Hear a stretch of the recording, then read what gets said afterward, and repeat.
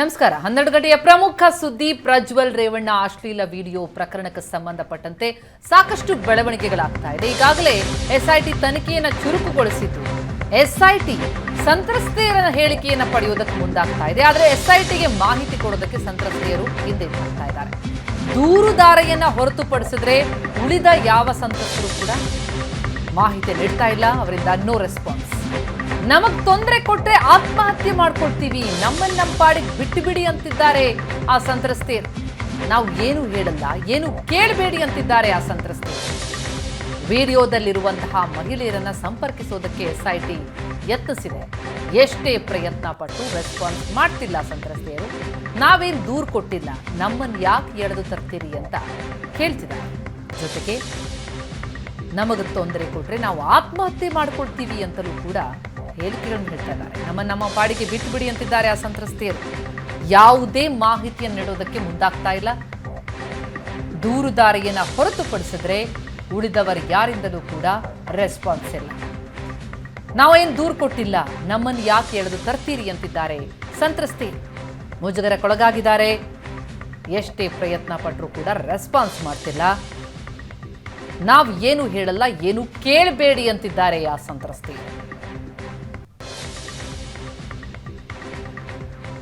ಈ ಬಗ್ಗೆ ಡೀಟೇಲ್ಸ್ ಕೊಡ್ತಾರೆ ನಮ್ಮ ಪ್ರತಿನಿಧಿ ಚೇತನ್. ಈಗ ಸಂಪರ್ಕದಲ್ಲಿದ್ದಾರೆ. ಚೇತನ್, ಪ್ರಜ್ವಲ್ ರೇವಣ್ಣ ಅಶ್ಲೀಲ ವಿಡಿಯೋ ಪ್ರಕರಣಕ್ಕೆ ಸಂಬಂಧಪಟ್ಟಂತೆ ಎಸ್ಐಟಿಯ ತನಿಖೆ ಯಾವ ಹಂತಕ್ಕೆ ಬಂದು ತಲುಪಿದೆ? ಅದರಲ್ಲೂ ಸಂತ್ರಸ್ತರ ಹೇಳಿಕೆಗಳನ್ನು ದಾಖಲಿಸಿಕೊಳ್ಳಲಾಗುತ್ತೆ. ಸಾಕಷ್ಟು ಜನ ವಿಡಿಯೋದಲ್ಲಿರುವಂತಹ ಸಂತ್ರಸ್ತೆಯರನ್ನ ಅವರನ್ನ ಸಂಪರ್ಕಿಸುವಂತಹ ಪ್ರಯತ್ನಗಳಾಗಿದೆ ಅನ್ನುವಂಥ ಮಾಹಿತಿಗಳು ಲಭ್ಯ ಆಗ್ತಾ ಇತ್ತು. ಆದರೆ ಈಗ ನೋಡ್ತಾ ಹೋದ್ರೆ ಅವ್ರಿಗೆ ಏನು ಮಾಹಿತಿ ಕೊಡೋದಕ್ಕೆ ರೆಡಿ ಇಲ್ವಾ?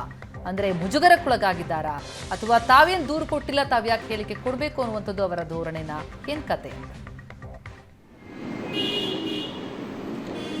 ಪ್ರತಿಮಾ, ಈ ಒಂದು ಪ್ರಕರಣದಲ್ಲಿ ಪ್ರಮುಖವಾಗಿ ದೂರುದಾರೆ ಸಂತ್ರಸ್ತೆ ಏನಿದ್ದಾಳೆ ಆಕೆಯ ಒಂದು ದೂರನ್ನು ಆಧರಿಸಿ ಮಾತ್ರ ಇನ್ವೆಸ್ಟಿಗೇಷನ್ ನಡೀತಿರುವಂಥದ್ದು. ಅಂದರೆ ವಿಡಿಯೋಗಳು ಮತ್ತು ಒಂದಷ್ಟು ಫೋಟೇಜ್ಗಳು ಕೂಡ ಇವಾಗ ಆಲ್ರೆಡಿ SIT ತಂಡಕ್ಕೆ ಲಭಿಸಿದೆ. ಆ ಒಂದು SIT ತಂಡಕ್ಕೆ ಲಭಿಸಿರುವಂಥ ವಿಡಿಯೋ ಮತ್ತು ಫೂಟೇಜ್ನಲ್ಲಿರುವಂತಹ ಸಂತ್ರಸ್ತೆಯನ್ನು ಗುರುತಿಸಿ ಅವರನ್ನು ಕಾಂಟ್ಯಾಕ್ಟ್ ಮಾಡೋದಕ್ಕೆ SIT ಅಧಿಕಾರಿಗಳು ಕೂಡ ಟ್ರೈ ಮಾಡಿರುವಂಥದ್ದು. ಅವ್ರನ್ನ 10 ಜನರನ್ನು ಗುರುತಿಸಿ ಅವ್ರು ಯಾರು ಏನು ಅವರಿಂದ ಒಂದಷ್ಟು ಹೇಳಿಕೆಗಳನ್ನ ಪಡ್ಕೊಳ್ಳೋಣ.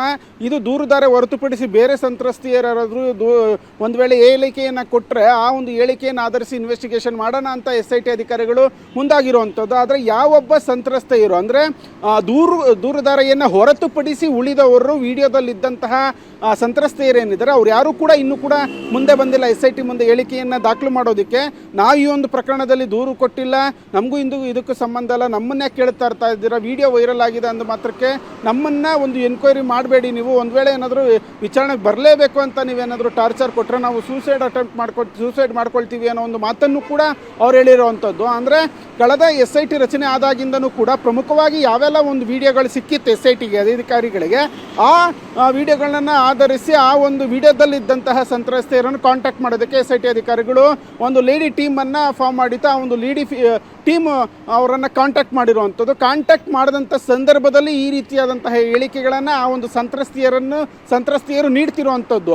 ಈ ಒಂದು ಪ್ರಕರಣದಲ್ಲಿ ಪ್ರಮುಖವಾಗಿ ದೂರುದಾರೆ ಏನು ದೂರನ್ನು ಕೊಟ್ಟಿದ್ದಾರೆ, ಆ ದೂರುದಾರೆ ಸಂತ್ರಸ್ತೆಯ ಹೇಳಿಕೆ ಮತ್ತು ಆಕೆಯ ಕಂಪ್ಲೇಂಟ್ ಆಧರಿಸಿ ಮಾತ್ರ ಇನ್ವೆಸ್ಟಿಗೇಷನ್ ಸೋಫಾರ್ ನಡೀತಿರುವಂಥದ್ದು. ಹೀಗಾಗಿ ಬೇರೆ ಒಂದು ಸಂತ್ರಸ್ತೆಯನ್ನು ಕಾಂಟ್ಯಾಕ್ಟ್ ಮಾಡೋದಕ್ಕೆ ಎಲ್ಲ ರೀತಿಯಲ್ಲೂ ಮುಂದಾಗಿದ್ದಾರೆ SIT ಅಧಿಕಾರಿಗಳು. ಆದರೆ ಅವರಿಂದ ಯಾವುದೇ ರೀತಿಯ ರೆಸ್ಪಾನ್ಸ್ ಸಿಗ್ತಿಲ್ಲ. ಪ್ರತಿಮಾ, ಎಸ್ ಚೇತನ್, ಇನ್ನಷ್ಟು ಡೀಟೇಲ್ಸ್ ನಿಮ್ಮಿಂದ ಪಡ್ಕೊಳ್ತೀವಿ. ಈ ಪ್ರಕರಣದಲ್ಲಿ ಪ್ರಜ್ವಲ್ ರೇವಣ್ಣ ಅಶ್ಲೀಲ ವಿಡಿಯೋ ಪ್ರಕರಣಕ್ಕೆ ಸಂಬಂಧಪಟ್ಟಂತೆ ಪ್ರಜ್ವಲ್ರ ಮಾಜಿ ಡ್ರೈವರ್ ಕಾರ್ತಿಕ್ನ ಮೊಬೈಲ್ ಅನ್ನ FSLಗೆ ರವಾನಿಸಲಾಗಿದೆ. ನಿನ್ನೆ ಕಾರ್ತಿಕ್ ವಿಚಾರಣೆ ಮಾಡಿದ್ರು SIT ಅಧಿಕಾರಿಗಳು. ವಿಚಾರಣೆ ಬಳಿಕ ಕಾರ್ತಿಕ್ ಮೊಬೈಲ್ ಅನ್ನ ಕೂಡ ಸೀಸ್ ಮಾಡಿದ್ದಾರೆ SIT ಅಧಿಕಾರಿಗಳು. SIT ಮುಂದೆ ವಿಡಿಯೋ ಬಗ್ಗೆ ಮಾಹಿತಿಯನ್ನು ಕೊಟ್ಟಿದ್ದ ಕಾರ್ತಿಕ್ ಈಗ ಆ ವಿಡಿಯೋದ ಮೂಲವನ್ನ ಕೆದಕ್ತಾ ಇದ್ದಾರೆ SIT ಅಧಿಕಾರಿಗಳು. ನನ್ನ ಬಳಿ ವಿಡಿಯೋಗಳಿದ್ವು, ಆ ಪೆನ್ ಡ್ರೈವ್ ಅನ್ನ ನಾನು ದೇವರಾಜೇಗೌಡರಿಗೆ ಕೊಟ್ಟೆ, ಆದರೆ ನಾನು ಬೇರೆ ಎಲ್ಲೂ ಕೂಡ ಅದನ್ನ ಸ್ಪ್ರೆಡ್ ಮಾಡಿಲ್ಲ ಅನ್ನುವಂಥದ್ದು ಆತನ ಹೇಳಿಕೆ ಆಗ್ತಾ ಇತ್ತು. ಆದರೆ ಇದಕ್ಕೆ ಸಂಬಂಧಪಟ್ಟಂತೆ ಆತನಿಂದ ಈಗಾಗಲೇ ಮಾಹಿತಿಯನ್ನು ಪಡೆದಿರುವಂತಹ SIT ಅಧಿಕಾರಿಗಳು ಆತನ ಮೊಬೈಲ್ ಕೂಡ ಸೀಸ್ ಮಾಡಿದ್ದಾರೆ. ಜೊತೆಗೆ ವೈರಲ್ ಆಗಿರುವ ವಿಡಿಯೋದ ಮೂಲವನ್ನ ಕೆದಕ್ತಾ ಇದ್ದಾರೆ. ಈಗಾಗಲೇ ಕಾರ್ತಿಕ್ ಮೊಬೈಲ್ FSLಗೆ ರವಾನೆಯಾಗಿದೆ. ನಿನ್ನೆ SIT ಅಧಿಕಾರಿಗಳ ಎದುರು ವಿಚಾರಣೆಗೆ ಹಾಜರಾಗಿದ್ದ ಕಾರ್ತಿಕ್ ಅದಕ್ಕೂ ಮುನ್ನ ಒಂದು ವಿಡಿಯೋ ಕೂಡ ಹರಿಬಿಟ್ಟಿದ್ದ. ಅದರಲ್ಲಿ ಆ ಒಂದು ವಿಡಿಯೋ ಕುರಿತಾಗಿ ತಾನು ಅದನ್ನ ಎಲ್ಲೂ ಕೂಡ ಹಂಚಿಲ್ಲ, ತಾನು ಬಿಡುಗಡೆ ಮಾಡಿದ್ದಲ್ಲ ಅನ್ನುವಂತ ಹೇಳಿಕೆಯನ್ನು ಸ್ಪಷ್ಟನೆಯನ್ನ ಕೊಡ್ತಾ ಇದ್ದ. ಎಸ್, ಈ ವಿಚಾರಕ್ಕೆ ಸಂಬಂಧಪಟ್ಟಂತೆ ಡೀಟೇಲ್ಸ್ ಕೊಡ್ತಾರೆ ನಮ್ಮ ಪ್ರತಿನಿಧಿ ಚೇತನ್ ಸಂಪರ್ಕದಲ್ಲಿದ್ದಾರೆ. ಚೇತನ್, ಈಗ ಪ್ರಜ್ವಲ್ ಮಾಜಿ ಡ್ರೈವರ್ ಕಾರ್ತಿಕ್ ಮೇಲೆ ಅನುಮಾನ ಇತ್ತು, ಆತನೇ ಈ ಒಂದು ವಿಡಿಯೋವನ್ನ ಹರಿಬಿಟ್ಟಿರಬಹುದು ಅನ್ನೋದ್ರ ಬಗ್ಗೆ ನಿನ್ನೆ ಆತ ಸ್ಪಷ್ಟನೆ ಕೊಟ್ಟ. SIT ಅಧಿಕಾರಿಗಳ ಎದುರುಗಡೆ ಬಂದ, ಆ ವಿಚಾರಣೆಗೆ ಹಾಜರಾದ. ಏನೆಲ್ಲ ಮಾಹಿತಿಗಳು ಆತನಿಂದ ಈಗಾಗಲೇ ಸಿಕ್ಕಿವೆ, ಜೊತೆಗೆ ಆತನ ಮೊಬೈಲ್ ಎಷ್ಟು ಪ್ರಮುಖವಾದಂತಹ ಅಂಶ ಆಗತ್ತೆ ಈ ವಿಚಾರದಲ್ಲಿ?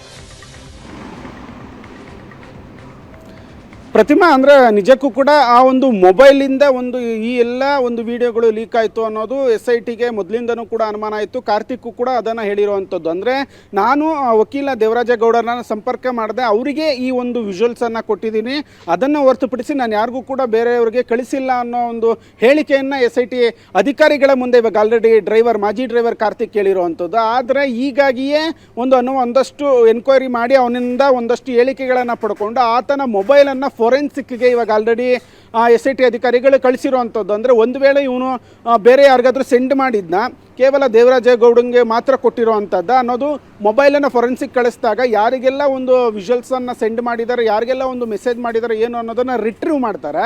ರಿಟ್ರೀವ್ ಮಾಡಿದಂಥ ಸಂದರ್ಭದಲ್ಲಿ ಈತ ವಿಚಾರಣೆ ವೇಳೆ ಏನು ಹೇಳಿದ್ದಾನೆ ಅದು ಸತ್ಯನ ಇಲ್ವಾ ಅನ್ನೋದು ಬಯಲಿಗೆ ಬರುತ್ತೆ. ಹೀಗಾಗಿಯೇ ಆ ಒಂದು ಮೊಬೈಲನ್ನು ಕಾರ್ತಿಕ್ ಬಳಿ ಇರುವಂತಹ ಮೊಬೈಲನ್ನು FSLಗೆ ಇದೀಗ ಅಧಿಕಾರಿಗಳು ಕಳಿಸಿರುವಂಥದ್ದು. ಕೇವಲ ದೇವರಾಜೇಗೌಡಂಗೆ ಮಾತ್ರ ಈ ಒಂದು ವಿಡಿಯೋನ ಶೇರ್ ಮಾಡಿದರೆ ಅಥವಾ ಬೇರೆ ಯಾರಿಗಾದ್ರೂ ಶೇರ್ ಮಾಡಿದ್ನ ಈತ ಅನ್ನೋದು ಇನ್ವೆಸ್ಟಿಗೇಷನಲ್ಲಿ ಗೊತ್ತಾಗುತ್ತೆ. ಸೋಫಾರ್ ಮೊನ್ನೆ ವಿಚಾರಣೆಯನ್ನು ನಡೆಸಿ ಆತನ ಮೊಬೈಲನ್ನು ಇದೀಗ ಫೊರೆನ್ಸಿಕ್ಗೆ SIT ಅಧಿಕಾರಿಗಳು ಕಳಿಸ್ಕೊಟ್ಟಿರುವಂಥದ್ದು. ಪ್ರತಿಮಾ.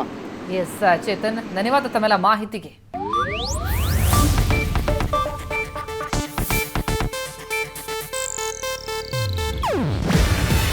ಇದು ಏಷ್ಯಾನೆಟ್ ನ್ಯೂಸ್ ನೆಟ್ವರ್ಕ್ ಪ್ರಸ್ತುತಿ. ನೀವು ನೋಡ್ತಿದ್ದೀರಾ ಏಷ್ಯಾನೆಟ್ ಸುವರ್ಣ ನ್ಯೂಸ್.